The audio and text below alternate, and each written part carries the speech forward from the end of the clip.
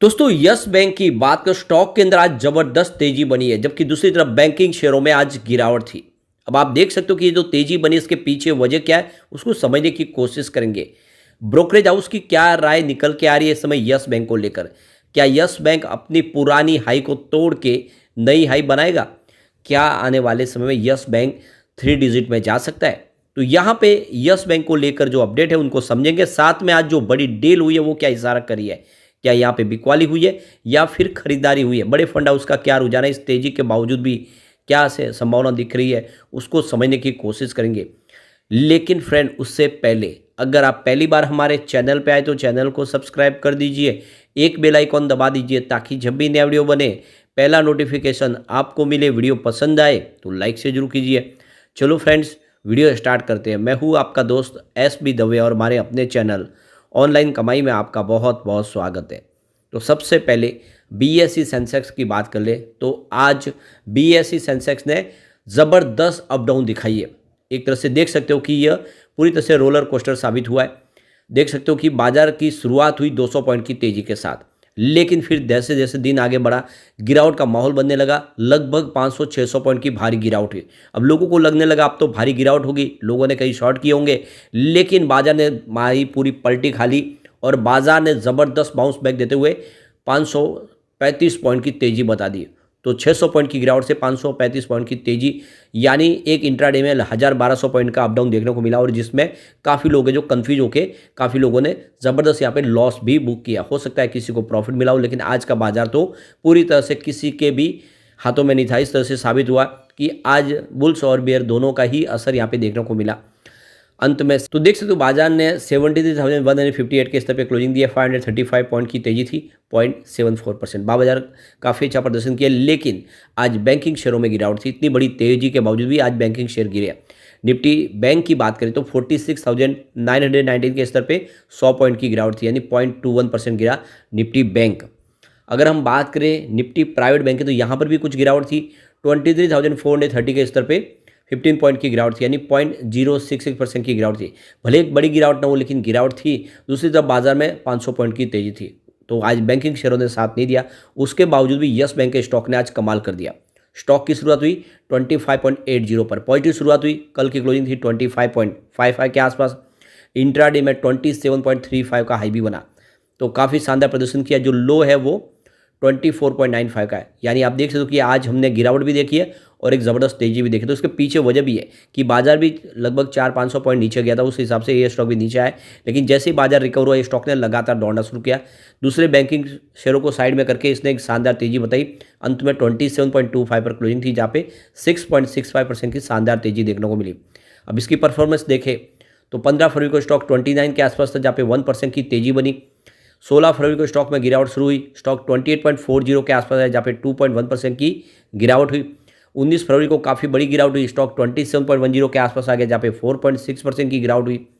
फिर 20 फरवरी की बात करें तो 26.60 के आसपास स्टॉक आ गया, जहाँ पे 1.8% की बड़ी गिरावट हुई। फिर 21 फरवरी को स्टॉक आ गया 25.55 के आसपास, जहाँ पे 3.9% की गिरावट हुई।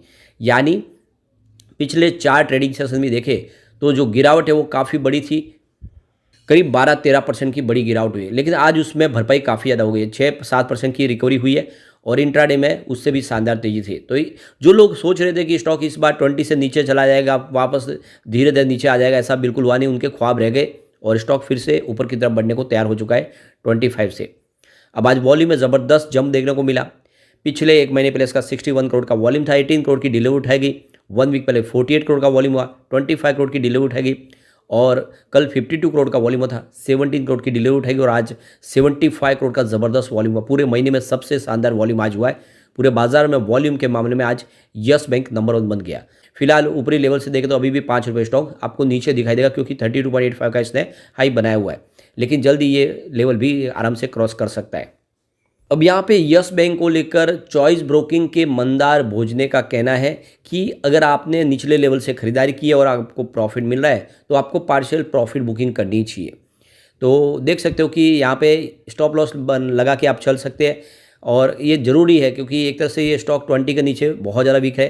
20 के ऊपर जब तक है तब तक ऊपर जाने की संभावना काफ़ी ज़्यादा है। तो स्टॉप लॉस लगा के आप इसमें बने रह सकते हैं अगर आप प्रॉफिट बुक नहीं करना चाहते तो। इसकी प्राइस 32 के आसपास थी 1 जून 2020 को, और उसके बाद में इसमें अभी जो वापस ताज़ी इसने जो हाई बनाई वो 32.85 की बनाई है, जो फ्रेश हाई बने है 2020 के बाद।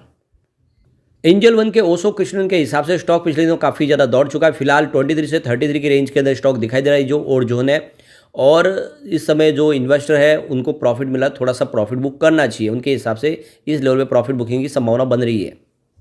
अगर गिरावट की संभावना बनती है तो स्टॉक आज निचले लेवल पे 23 से 21 के सपोर्ट देखने को मिल रहे हैं। ये तब तक सपोर्ट है, इसके ऊपर जाने की संभावना बनेगी, और यहाँ पे इस लेवल पे अगर आप है स्टॉक तो खरीदारी भी कर सकते हैं। ऊपर की तरफ 29 से 32 के लेवल देखने को मिल रहे हैं, और 32 को क्रॉस करने के बाद इसमें एक अच्छी तेजी फिर से आती हुई दिखाई दे सकती है। दूसरी तरफ स्टॉक बॉक्स के श्रेयांश वी शाह का कहना है कि यस बैंक ने जो अपनी सारी प्रॉब्लम थी उससे निपटारा पाना शुरू कर दिया है। काफ़ी ज़्यादा प्रॉब्लम उनकी खत्म हो चुकी है। एसेट क्वालिटी में काफ़ी ज़्यादा इंप्रूवमेंट देखने को मिल रहा है, और जो प्रॉब्लम थी वो धीरे धीरे कम हो रही है। कैपिटल एडिक्वेसी रेशियो काफ़ी अच्छा हो रहा है, और ऐसे में आने वाले समय इसमें एक संभावना पॉजिटिव बन रही है। चॉइस ब्रोकिंग के सुमित बगड़िया का कहना है कि स्टॉक में जो एक इमीडिएट सपोर्ट है वो 25 के आसपास है, और यह लेवल आने वाले समय सपोर्ट टूटा तो 21 तक स्टॉक जा सकता है सपोर्ट तोड़ने से। और देख सकते हो कि डिप में मिले तो स्टॉक में खरीदारी करनी चाहिए, और इसको एक 21 का स्टॉप लॉस बना के इसमें आप बने रहे। आने वाले समय 30 और फिर 32 के लेवल देखने को मिल सकते हैं स्टॉक के अंदर। तो चॉइस ब्रोकिंग के सुमित बगड़िया ने यहाँ पे 32 का टारगेट दिया, लेकिन 21 का स्टॉप लॉस आपको मेंटेन करना है। एलकेपी सिक्योरिटीज के रूपक डे का कहना है कि मंथली चार्ट पैटर्न पे समेकन के दौरान ब्रेकआउट के बाद यस बैंक का स्टॉक तेजी से बढ़ा है। यह निवेशकों के बीच एक आशावाद में अचानक वृद्धि का संकेत देता है। जैसा कि कहा गया है कि 32 रुपये के एक इसने जो ऑल टाइम हाई बने उसके आसपास दबाव देखने को मिल रहा है, और वहाँ से स्टॉक नीचे आए तो यहाँ पे इसमें गिरावट हुई है। तो एक तरह से देख सकते हो कि यह 33 का एक इसको रजिस्टेंस है, इसको पार कर लिया तो 50 का टारगेट दिखा सकता है। यानी इस 33 को इसने एक मजबूत रजिस्टेंस दिखा दे रहा है। इसको पार कर लिया, यहाँ पे इसको तकलीफ जरूर पड़ेगी, लेकिन इसको पार कर लिया तो टारगेट 50 का दिखाई दे रहा है। तो कुल मिला के काफ़ी शानदार टारगेट निकल के आ रहे हैं, और निवेश आपको यस बैंक में करना चाहिए। आज इस गिरते बाजार में इसने साबित किया, क्योंकि आज बैंकिंग शेयरों में गिरावट थी, उसके बावजूद भी आज इसने शानदार तेजी बताई है। लेकिन जो डील है वो आज निराशाजनक है। बड़े फंड हाउस ने आज भी बिकवाली की है। ये जो बड़ी डील में बिकवाली नहीं होती तो मुझे लग रहा है कि स्टॉक आज 10% से भी ऊपर की तेजी बताने को तैयार था। तो सुबह 9:17 पर 25.55 की प्राइस से 28,09,000 शेयरों की एक बड़ी बिकवाली हुई। उसके बाद 9:24 पर 25.30 की प्राइस से 32,14,000 शेयरों की एक बिकवाली और हुई। उसके बाद 9:33 पर 25 की प्राइस से 32 लाख शेयरों की एक बिकवाली और हुई। उसके बाद 10:42 पर 26.50 की प्राइस से 27 लाख शेयरों की एक बिकवाली और हुई। उसके बाद 11:05 पर 26.70 की प्राइस से 28,25,000 शेयरों की खरीदारी हुई। तो उसके बाद 2:30 पर 26.75 की प्राइस से 26,14,000 शेयरों की फिर से एक बिकवाली हुई। उसके बाद 2:55 पर 26.95 की प्राइस से 33,11,000 शेयरों की एक बिकवाली और हुई। उसके बाद 3:18 पर 27.20 की प्राइस से 29,74,000 शेयरों की खरीदारी हुई। तो उसी समय 3:18 पर 27.15 की प्राइस से 32 लाख शेयरों की एक बड़ी बिकवाली हुई। तो ये क्लियरली आप समझ सकते हो कि आज बिकवाली के आंकड़े बहुत ज़्यादा है, खरीदारी कम हुई है, और देख सकते हो कि किसी बड़े फंड हाउस ने यहाँ पे जैसे इसकी प्राइस बढ़ी है अपना प्रॉफिट बुकिंग किया, और इस वजह से ऊपर के लेवल से स्टॉक थोड़ा नीचे भी आए, लेकिन तेजी की शुरुआत हो चुकी है। स्टॉक इस बार कुछ कमाल करने को तैयार है। एक बार पिवट लेवल को चेक कर लेते हैं, तो यहाँ से अगर गिरावट होती है तो देखो कि 25.98 का पहला सपोर्ट है, ये टूटा तो 23.57 तक स्टॉक जा सकता है।